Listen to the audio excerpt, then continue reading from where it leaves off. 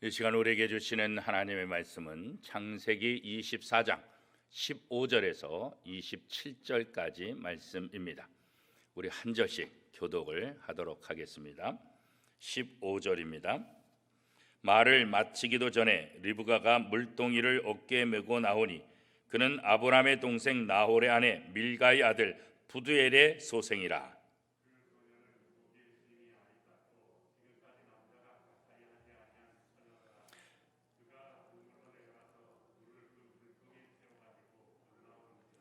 종이 마주 달려가서 이르되 청하건대 내 물동이의 물을 내게 조금 마시게 하라.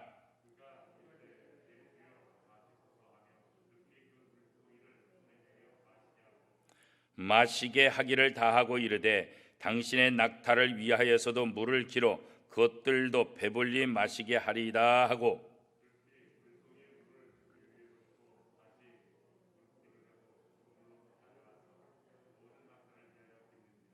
그 사람이 그를 묵묵히 주목하며 여호와께서 과연 평탄한 길을 주신 여부를 알고자 하더니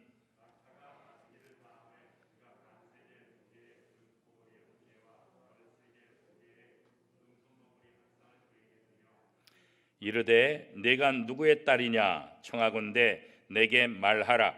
내 아버지의 집에 우리가 유숙할 곳이 있느냐.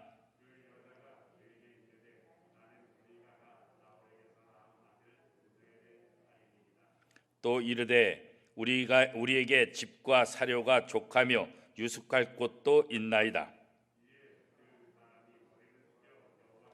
다 같이요. 이르되 나의 주인 아브라함의 하나님 여호와를 찬송하나이다. 나의 주인에게 주의 사랑과 성실을 그치지 아니하셨사오며 여호와께서 길에서 나를 인도하사 내 주인의 동생 집에 이르게 하셨나이다 하니라. 아멘. 이것은 하나님의 말씀입니다. 우리가 하나님의 자녀로 산다는 것, 이것은 축복입니다. 이것보다 더 커다랗고 또 놀라운 축복이 어디 있겠어요, 그죠? 그런데 하나님의 자녀로 산다는 것이 이게 마냥 쉬우냐? 그렇지 않아요. 하나님의 자녀로 산다는 것은 분명히 축복이지만 하나님의 자녀로 산다는 것에는 여러 가지 고통이 따를 수도 있고 난관이 따를 수도 있고 예기치 못한 아픔을 경험할 때도 있는 거예요. 그러다 보니까 사람들이 하나님을 믿는 것이 축복인지 알지만 그런 고난을 당하게 될 때는 이건 내 잘못된 거 아닌가? 그렇게 종종 후회할 때도 있는 것 같아요. 내가 하나님을 믿는 이 길을, 신앙생활하는 이 길을 끝까지 가야 될까? 아니면 포기해야 될까? 이제 그런 결단의 순간이 종종 우리에게 오는 거죠. 그래서 그런 결단의 순간이 왔을 때 믿음으로 승리하게 되면 신앙이 더 든든해져 가는 거고, 믿음으로 승리하지 못하면은 우리의 신앙이 다운되거나 또 우리의 신앙이 또 갑자기 사라지거나 또 잘못된 길로 가서 낙심 또 절망, 그런 또 안타까운 삶을 살 수도 있는 거죠. 우리가 이렇게 종종 난관에 부딪힐 때 우리가 어떻게 이런 것들을 이겨나갈 수 있을까? 물론 그 대답은 우리가 하나님의 말씀에서 찾아야 되는 거예요. 사람을 통해서 얻기도 하고 사람을 통해서 지혜를 이렇게 구하기도 하지만 사람의 지혜라는 것이 언제나 한계가 있기 때문에 그 사람의 지혜 가지고 모든 것을 완벽히 하기가 쉽지 않죠. 그래서 우리는 언제나 어떤 문제가 생기면 내 생각에는 또 다른 사람들의 생각에는 이것보다 더 중요한 것은 성경은 무엇이라고 하느냐, 이게 이제 제일 중요한 거예요. 그래서 성경에서 답을 찾고 성경을 통해서 위로받고 성경을 통해서 힘을 얻는 것, 이게 신앙생활하는 사람에게 있어서 굉장히 중요한 의미가 있는 거죠. 오늘 본문에 보면 아브라함의 심부름을 받은 이 아브라함의 종, 그런데 이 아브라함의 종의 모습도 가만히 살펴보니까 아브라함을 너무나 닮았어요. 그의 주인 아브라함이 믿음의 사람인 것처럼 하나님의 약속을 신뢰하고 하나님의 말씀대로 살아가는 것처럼 이 아브라함의 종도 하나님을 얼마나 신뢰하는지 몰라요. 아브라함이 하나님을 신뢰했다는 것은 결국은 자기의 아들 아내를 구하는데 자기가 가지 아니하고 자기의 종을 보냈다는 거예요. 그냥 자기가 가기 싫어서 하기 싫어서 보낸 것이 아니라 내가 가지 않더라 할지라도 하나님께서 예비하셨기 때문에 하나님께서 인도하실 것을 믿기 때문에 자기의 종을 보낼 수 있었던 거죠. 이 아브라함의 종도 이 주인의 엄청난 사명을 받았는데 이 사명을 감당하기가 참 쉽지 않잖아요. 아브라함은 그래도 믿음의 조상이라는 이 믿음이 있었기 때문에 그렇다고 치지만 이 아브라함의 종은 이게 믿음의 조상도 아니고 믿음이 얼마나 있을지도 잘 모르는데, 그런데 이 아브라함의 종의 하는 행동들을 하나씩 살펴보면 자기의 주인 아브라함을 너무나 빼다 닮은, 너무나 똑같은 그런 믿음의 사람이라는 것을 우리가 보게 되죠. 아니, 세상에 주인의 아들의 며느리를 도대체 어디 가서 구하겠어요? 아브라함의 친족에게 가는데 아브라함의 친족에게 뭐 1년에 한 번씩 가는 것도 아니고 1년에 몇 번 행사가 있어서 가는 것도 아니고 한 번도 본 적도 없어요. 아브라함의 친족이라는 것은 알지만 왕래를 하지 않았어요. 왜? 너무나 오랫동안 떨어져 있고 다 각자 길을 살다 보니까 전혀 생소한 것이죠. 그런데 그곳에 가서 어떻게 아브라함의 아들 이삭의 아내를 구할 수 있을까? 난감하잖아요. 아마 저 같으면 주인님, 그걸 저한테 시키면 어떻게 하십니까? 그건 주인님이 직접 가셔야지 내가 어떻게 합니까? 그거를 나도 아무도 모르고, 아니 뭘 정해 주셔야지. 누구네 집 아들, 그 아들의 딸 이렇게 얘기를 해주셔야 찾아가서 거기한테 청혼을 구하든지 하지, 아무것도 안 가르쳐주고 가서 내 아들 이삭의 아내를 데려오라. 이게 말이 됩니까? 저 같으면 그렇게 말하겠죠, 그렇죠? 그런데 이 아브라함의 종은 그렇지 않아요. 믿음으로 순종하고 나아가는 거예요. 그 시작을 어떻게 합니까? 하나님 앞에 기도하는 거예요. 하나님께서 내 앞길을 순적히 열어줄 것을, 하나님께서 우리의 주인 아브라함의 하나님인 것을 믿는 것처럼, 그 아브라함을 인도하시고 아브라함을 지금까지 지켜주신 것처럼 하나님 내 앞길에도 내 주인 아브라함의 명을 받아서 가는 것이니까 하나님께서 순적하게 이 모든 것들을 만나게 해주세요. 그래서 자기 나름대로 기도를 하잖아요, 그죠? 그런데 기도가 끝나기도 전에 기도 응답이 되었다라고 오늘 성경이 말하잖아요. 자, 16절 말씀 우리 같이 한번 읽어볼까요? 16절 말씀, 15절 말씀, 15절 시작. 말을 마치기도 전에 리브가가 물동이를 어깨에 메고 나오니 그는 아브라함의 동생 나홀의 아내 밀가의 아들 부두엘의 소생이라. 그죠? 말을 마치기도 전에, 그잖아요. 하나님께서 어떤 사람의 기도에 응답해 주는가? 하나님을 신뢰하고 하나님을 의지하고 하나님의 말씀에 순종하고 따른 사람, 그 사람들의 기도에 응답해 주신다는 것을 우리가 볼 수 있어요. 아브라함의 종은 자기의 기도가 끝나기도 전에 자기의 눈앞에서 자기의 기도 응답이 그대로 이루어지는 것을 이제 보게 되는 거죠. 사실 얼마나 놀라운 일이겠어요. 어떻게 보면 굉장히 충격적인 일이잖아요, 그죠? 물동이를 메고 오는 소녀를 만나게 되고, 그 아브라함의 종이 이 소녀에게 물을 청하니까 물동이를 급히 내려서 이 아브라함의 종에게 물을 대접하고, 그것뿐만 아니라 어떻게 했어요? 낙타들에게도 물을 길어서 배불리 먹게 하자. 참 이것만 봐도, 물론 요즘 같은 세상이 아니기 때문에 그럴 수 있다 이렇게 얘기할 수 있을지 모르겠어요. 요즘은 낯선 사람한테 말 걸기도 힘들고 낯선 사람한테 뭐 친절을 베풀기도 참 힘들어요, 그죠? 요즘은 길거리 지나가다가 지갑이 떨어져 있으면 그 지갑을 주워가지고 경찰서에 신고를 하면 아이고 참 잘했다 그러잖아요. 근데 요즘은 그 지갑도 건들지도 못하는, 지갑을 가지고 경찰서에 갖다 주면 어떤 일이 일어날까요? 뉴스에도 보니까 진짜 주인이 나타나가지고 여기에 수표가 있었는데 수표가 없어졌다 그런다는 거예요. 이 돈이 많이 있었는데 돈이 없어졌다고. 그러니까 정말 착하고 선한 마음으로 그 지갑을 잃어버린 사람이 얼마나 마음이 아플까, 얼마나 애가 탈까. 그래서 그 지갑을 주워서 경찰서에 신고하는 착한 사람 아니겠어요, 그죠? 그런데 세상에는 악한 사람들이 있어서 그거를 일부러 이용한다는 거예요. 사람들이 착하니까 그 지갑을 줘서다가 경찰서에 준다는 거 아니까. 그런데 정작 돈이 100만 원 있었는데 100만 원이 없다고. 그러니까 그 지갑을 주운 사람이 그 사람이니까 그 사람이 다 뒤집었을 수밖에 없다는 거예요. 그래서 요즘은 절대로 화장실에 종종 보면 여자나 남자나 용변을 보고 지갑을 두고 갈 때가 종종 있잖아요. 은행에서도 마찬가지고, 저도 은행에서 볼일 보고 그 지갑을 갖다가 카드 꺼내놓고 그 CD기 그 위에 올려놓고 온 거예요. 그래서 막 한참 걸어다 보니까 없는 거예요. 다행히 막 달려갔더니 그대로 있더라고요. 요즘은 안 건드려. 괜히 건드렸다가 오히려 덤탱이 쓰니까, 건드렸다가 오히려 도둑으로 이렇게 잡히니까 우리가 이런 세상에 살고 있다 그거죠. 그런데 오늘 본문에 보면 낯선 남자가 와서 물을 달라 하는데 물을 아주 잘 대접하죠.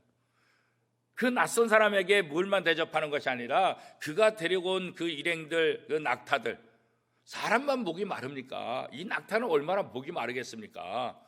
그래서 낙타까지도 챙기는 그 모습. 자, 이런 여인의 모습을 바라보면 어때요? 참 착하다. 아니 그냥 모른 척 할 수도 있고, 아니면 그냥 물덩이 내려서 자 이거로 그냥 떠드세요 뭐 이렇게 얘기할 수도 있고, 아니면 그 사람의 목 축이는 거 그것만 하고 아이고 죄송합니다 하고 막 도망갈 수도 있지 않겠어요? 그런데 아브라함의 종뿐만 아니라 그의 일행과 낙타들, 짐승까지도 목이 마르다는 것을 알고 배불리 먹을 수 있도록 배려하는 그런 모습들, 그죠? 그런 모습을 이렇게 바라보면서 이 아브라함의 종은 누구를 생각했을까요? 자기의 주인 아브라함을 생각하는 거예요. 아브라함은 언제나 손님 대접하기를 극진히 하는 모습을 이 아브라함의 종이 잘 봤잖아요. 낯선 사람이라 할지라도, 나그네라 할지라도 언제나 그 사람을 마치 하나님의 천사를 만난 듯이 그렇게 대접하는 그 모습, 부지중에 낯선 사람에게 대접을 잘하는 이 아브라함의 모습을 이 아브라함의 종이 봤잖아요. 문득 이 여인의 모습을 통해서 자기의 주인 아브라함의 모습을 마치 보는 것 같은 그런 착각이 들 정도로 이 여인을 아주 좋게 바라보게 되는 거죠. 그렇죠? 이 아브라함의 종은 자기같이 미천한 종에 불과하지만 하나님께서 자기의 기도를 들어주셔서 이렇게 순적하게 정말 눈에 보아도 정말 아름답고 정말 마음씨 좋은 이 여인을 만났다는 것, 그 자체가 얼마나 감사한 일이겠어요. 그렇죠? 하나님은 신실한 이 아브라함의 종에게 바로 그 기도에 응답하게 하고 순적하게 그의 목적을 이룰 수 있도록 그 여인을 만날 수 있도록 인도하시는 그런 모습들. 자, 이런 모습을 통해서 하나님은 하나님을 의지하고 하나님을 신뢰하는 사람들, 그 사람들의 기도에 응답해 주신다는 거예요. 우리 인간관계도 맞잖아요. 나를 신뢰해주고 나를 믿는 사람, 그 사람은 어떻게 나도 믿게 되잖아요. 내가 그를 믿어줘서 그가 나를 믿는 것이 아니라 상대방이 나를 신뢰하니까, 상대방이 나를 믿어주니까 아, 저 사람이 내게 이런 감정이 있구나, 내게 이 정도로 나를 신뢰하는구나. 그럼 어때요? 신뢰해 주는 거죠.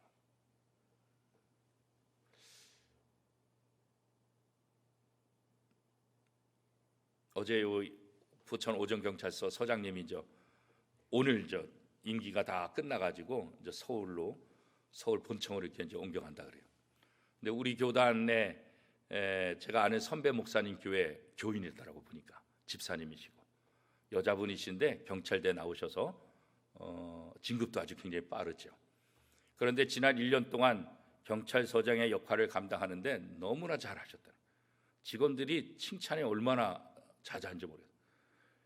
여자분임에도 불구하고 일을 굉장히 잘한다, 너무너무 잘한다, 그런 거예요. 그러면서 이 경찰 조직에서도 자기가 근무하고 이렇게 옮겨갈 때 그 자리에 다른 사람이 오게 되면 아는 사람이면은 이렇게 얘기를 해준다는 거예요. 내가 그 경찰서에 이렇게 경험해 보니까 어느 과장이, 어느 계장이, 어떤 직원이 참 신실하더라, 참 일 잘하더라. 그러니까 당신이 만약에 그곳에 가서 일하게 되면 그 사람을 만나서 얘기를 들으면 아주 편안하게 모든 것들을 알게 될 것이다. 그래서 새로운 서장님이 딱 와가지고 그 분을 갖다가 인정한 분을 이렇게 만날 때 너무 편안하게 잘 대해준다는 거예요. 왜? 전임자한테 들었기 때문에. 그래서 그렇게 신뢰를 해주니까 그 신뢰 관계를 통해서 또 신뢰를 이어가게 된다는 거죠. 그렇죠? 우리 인간관계 속에서도 나를 신뢰해 주는 사람을 내가 따르고 그에게 순종하고 그를 잘 도와주잖아요. 하나님도 마찬가지예요. 우리가 하나님을 신뢰하고 우리가 하나님을 의지하고 우리가 하나님을 찬양하고 하나님을 높이는 그런 사람들이 하나님 앞에 기도할 때 하나님께서 왜 기도를 들어주지 않겠냐는 거죠. 이 아브라함의 종이 기도할 때 아브라함의 종은 아브라함처럼 하나님을 신뢰하며 하나님을 의지하며 하나님 앞에 기도하는 거예요. 그러니까 하나님께서 종의 기도임에도 불구하고 아브라함의 기도에 응답해 준 것처럼 이 종의 기도에도 똑같이 응답해 주셨다. 이 아브라함의 종이 하나님의 응답을 통해서 우리 주인이 믿는 하나님이 어떤 분인지를 다시 한번 깨닫게 되는 거죠. 아브라함은 자기가 살고 있는 가나안 땅에서 자기의 며느리를 구할 것이 아니라 그래도 내 친족 중에서 내 며느리를 봐야 되겠다. 그래서 지금 자기의 친족에게로 이 자신의 종을 보내고 있는 것 아니겠어요? 하나님의 신뢰를 받는 것, 하나님의 인정을 받는 것, 이거 얼마나 대단할까요? 주인에게 신뢰받는 것만 해도 기쁜데 하나님의 신뢰를 받고 하나님의 종이 된다는 건 이것보다 행복한 일이 어딨겠어요? 이 아브라함의 종의 입장에서는 주인이 자신의 며느리를 구하는데도 자신에게 전적으로 맡겼다는 것, 어떻게 보면 아이고 짜증날 수도 있고 왜 이런 걸 나한테 시켜? 그렇게 불평할 수도 있지만 한번 바꿔놓고 생각하면 무슨 생각이 들겠어요? 우리 주인이 이 정도로 나를 신뢰하는구나. 우리 주인이 나를 이렇게 믿는구나. 그러니까 자신의 며느리를 구하는데 자신이 직접 가지 않고 나를 보낸다. 이거 얼마나 감사한 얘기겠어요. 우리가 이 땅에서 예수 그리스도를 구주로 고백하고 하나님의 자녀가 됐을 때 하나님은 우리를 통해서 하나님의 일을 하기를 원하시는 거예요. 하나님이 직접 할 수 있음에도 불구하고 허물과 죄로 죽었던 우리를 다시 구원시켜서 우리로 하여금 하나님의 일을 하게 하는 거죠. 예수님께서도 일을 하실 때 예수님께서 직접 하시기도 하지만 부활하시고 승천하시면서 자신의 모든 일을 누구에게 맡겼어요? 제자들에 맡겼죠. 그 제자들이 어떤 제자들이에요? 예수님이 십자가 질 때 다 도망갔던 제자들 아니겠어요? 아니 예수를 저주했던 자들 아니겠어요? 그럼에도 불구하고 예수님은 그 제자들을 다시 불러서 자신이 해야 될 사명을 그 제자들에게 맡기셨잖아요. 제자들이 자기같이 예수님을 배반하고 자기같이 예수님을 떠나고 저주했던 자기를 또다시 자기를 신뢰하면서 자기에게 일을 맡겼다? 그때 제자들의 마음은 어떨까요? 감동이죠. 감동이죠. 나 같으면 야 이놈들아 내가 다시는 니놈들 만나는지 봐라. 내가 다시는 니네들 내가 아무것도 안 시킨다. 충분히 그럴 수 있는 상황이잖아요. 다 도망갔죠. 도망간 정도가 아니라 저주까지 했죠. 그런데 예수님은 그들을 또 믿어주는 거예요. 그들에게 자신이 해야 될 일을 맡기는 거예요. 그러면서 뭐라 그랬어요? 너희는 나보다 더 큰 일을 할 것이다. 이렇게 말했잖아요. 제자들을 믿어주는 예수님. 이런 예수님의 신뢰를 받았던 제자들, 그들은 정말 예수님이 상상한 것 이상으로 놀라운 역사를 일으키잖아요. 초대교회 부흥의 주역들이 바로 이 제자들이잖아요. 예수님처럼 요한을 제외한 모든 사람들은 다 순교당했잖아요. 자신의 생명을 걸고 복음을 전했잖아요. 그렇죠? 오늘 우리가 예수 그리스도를 통해서 하나님의 자녀가 됐다는 것, 이게 얼마나 놀라운 일이겠어요. 그렇죠? 그래서 우리가 기도할 때 하나님이 들어응답해 주신 거예요. 아브라함의 종이 기도할 때 하나님이 들어주신 것처럼 예수 그리스도를 구주로 고백한 우리들이 하나님을 아버지라고 믿고 신뢰하면서 기도할 때 응답해 주시겠다. 왜? 약속하셨잖아요. 예수님께서도 내 이름으로 기도하면 다 들어주시겠다 약속하셨잖아요. 그렇죠?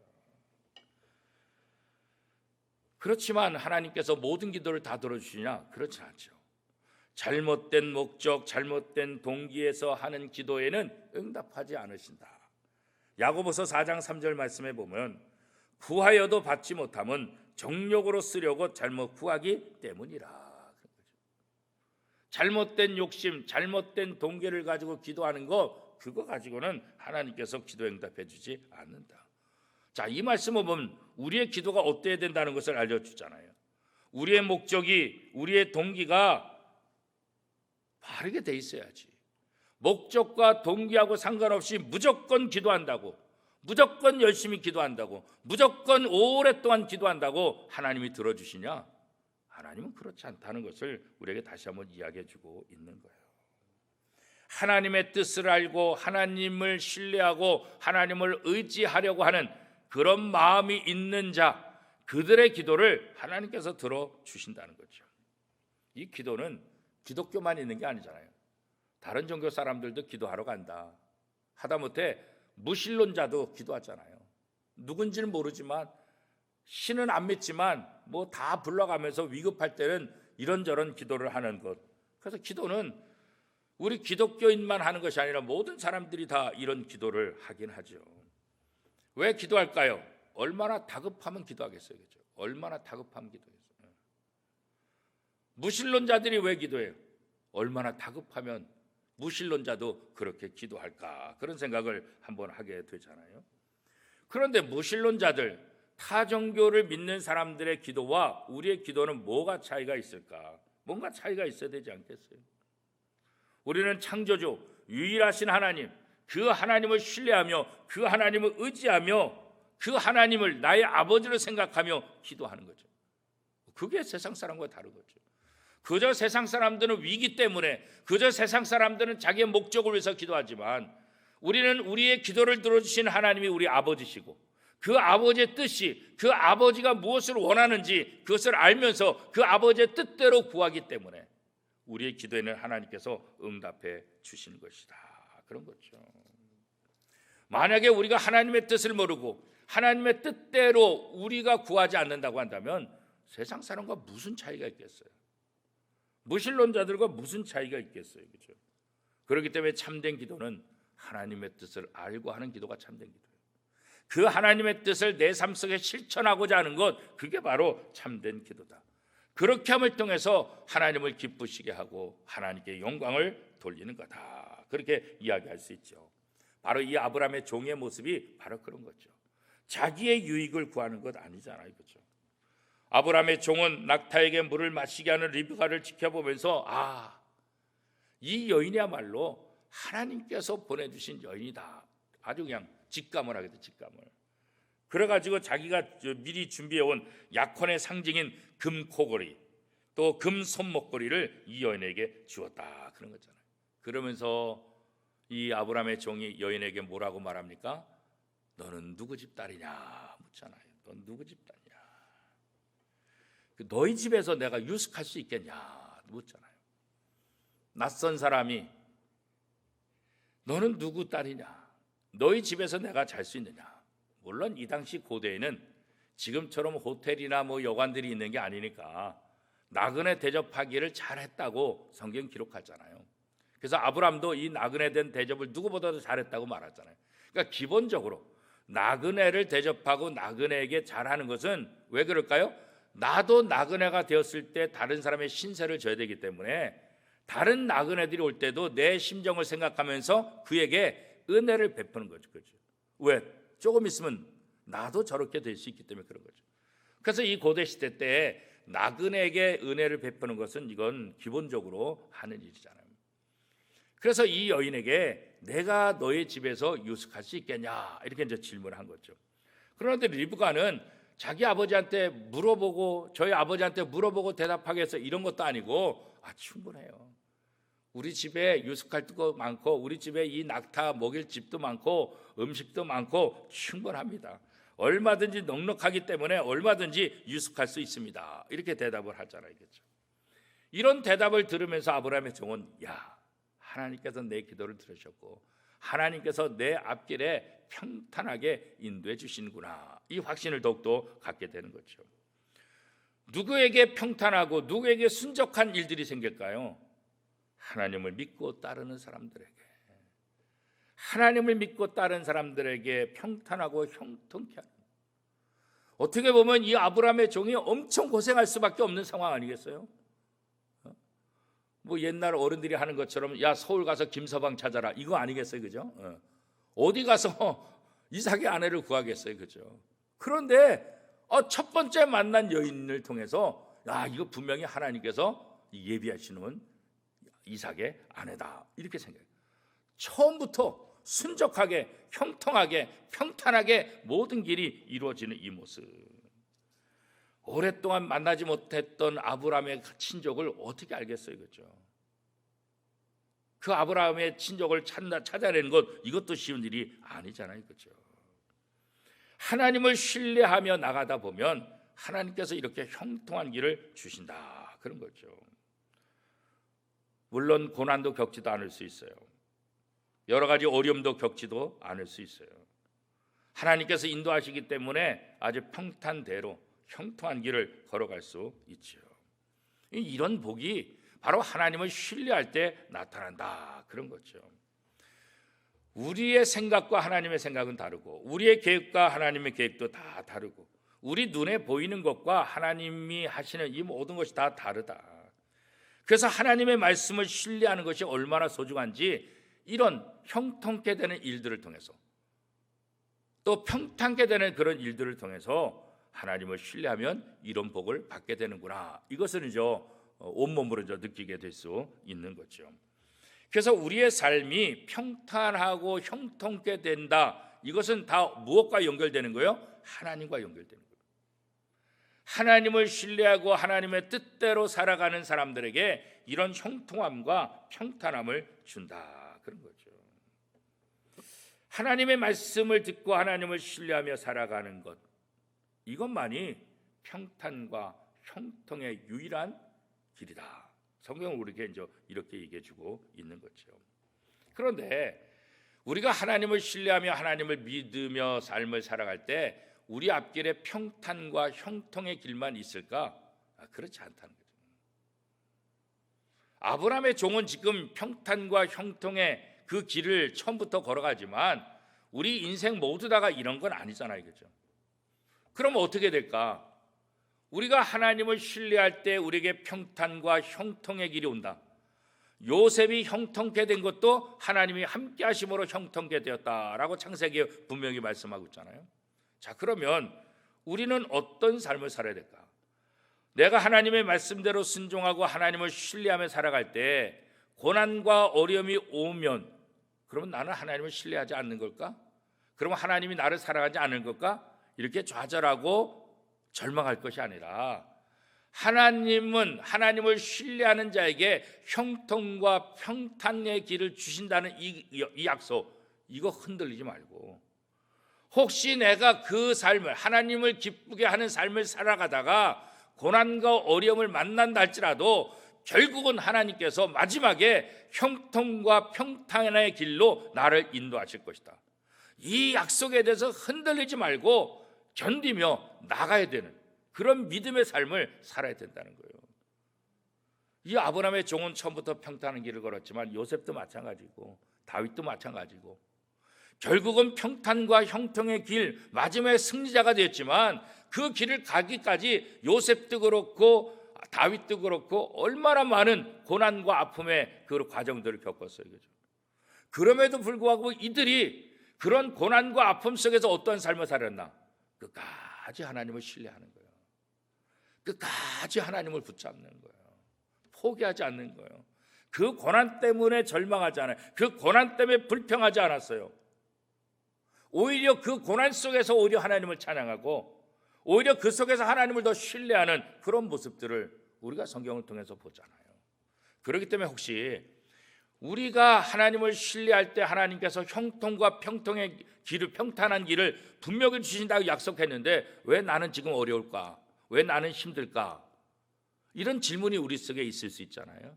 그때 그것 때문에 흔들리지 말고 지금 고난이 있고 지금 아픔이 있다 할지라도 결국은 하나님께서 나를 평탄케 하고 형통케 하는 그 길에 올려설 수 있도록 하나님께서 나를 끝까지 지키시고 보호해 주실 것이다.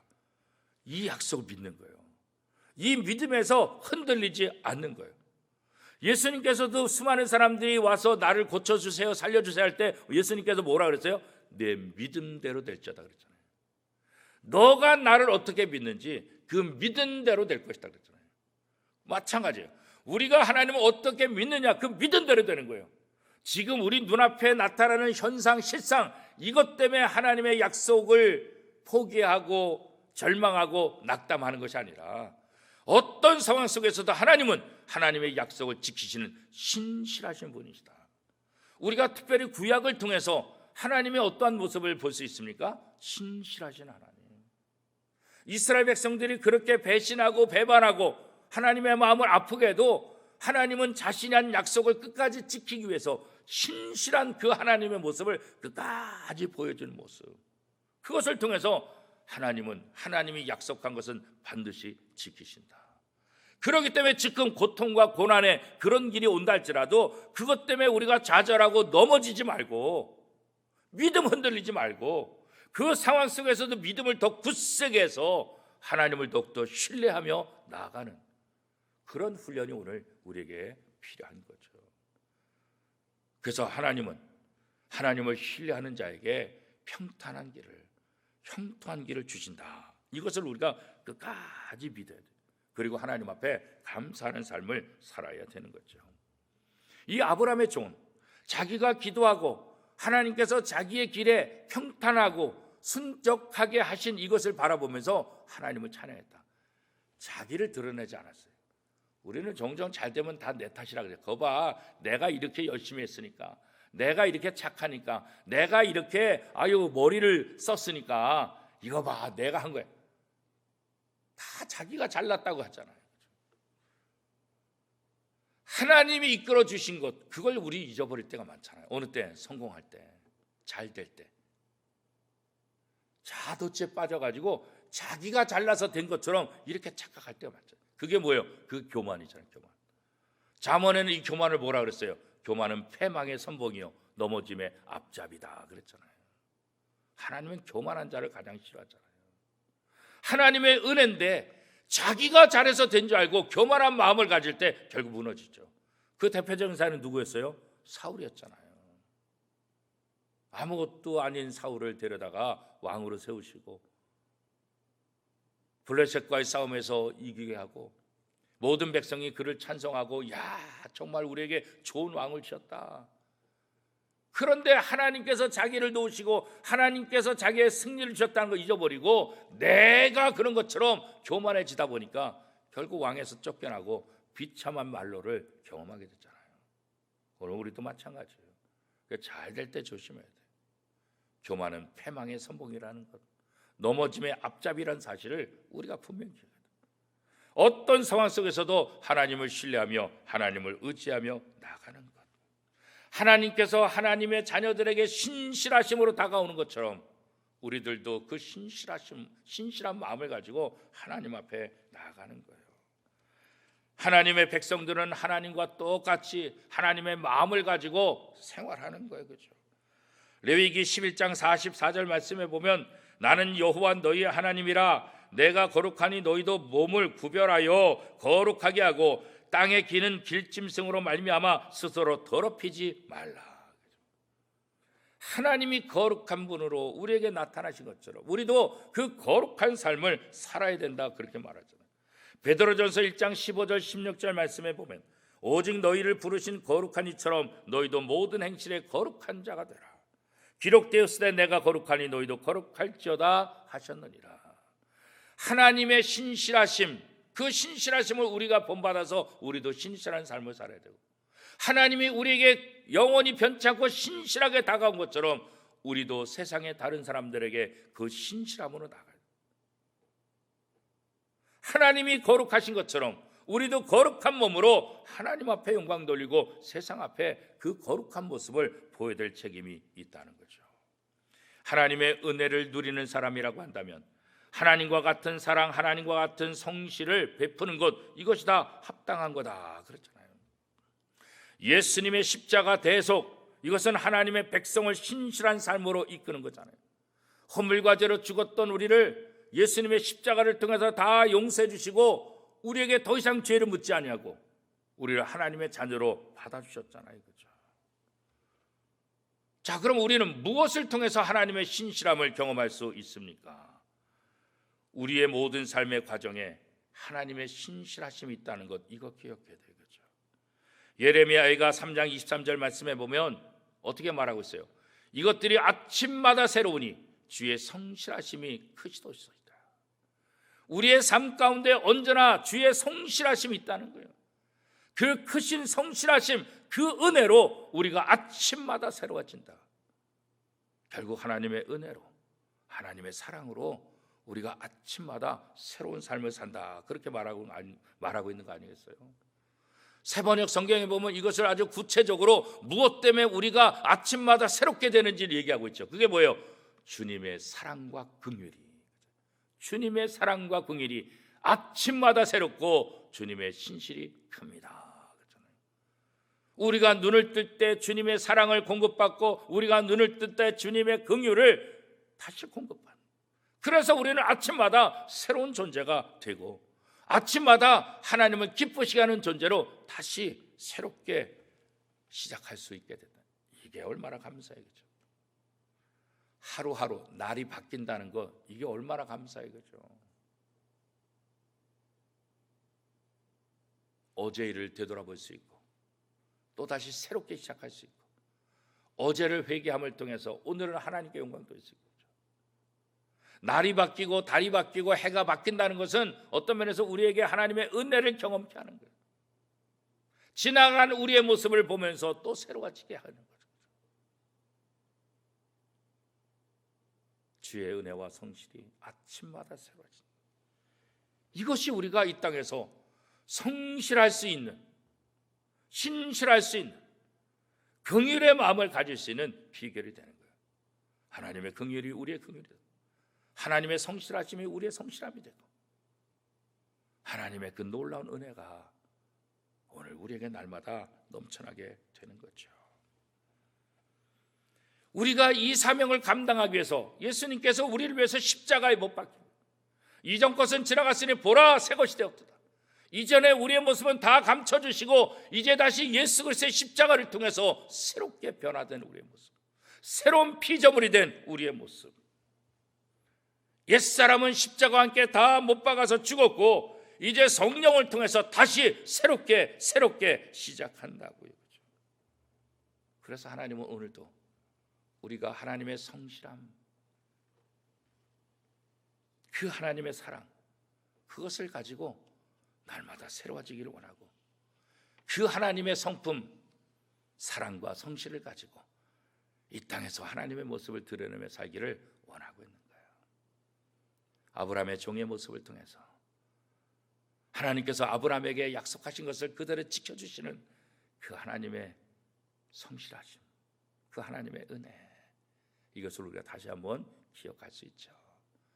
이제 2022년 새롭게 시작하는 이 새해 1월 이제 중순을 맞이하게 되는데 무엇보다도 하나님의 사랑과 하나님의 은혜를 기억하면서 그 마음을 가지고 세상에서 하나님을 드러내는 저와 여러분의 삶이 될 수 있기를 축복합니다.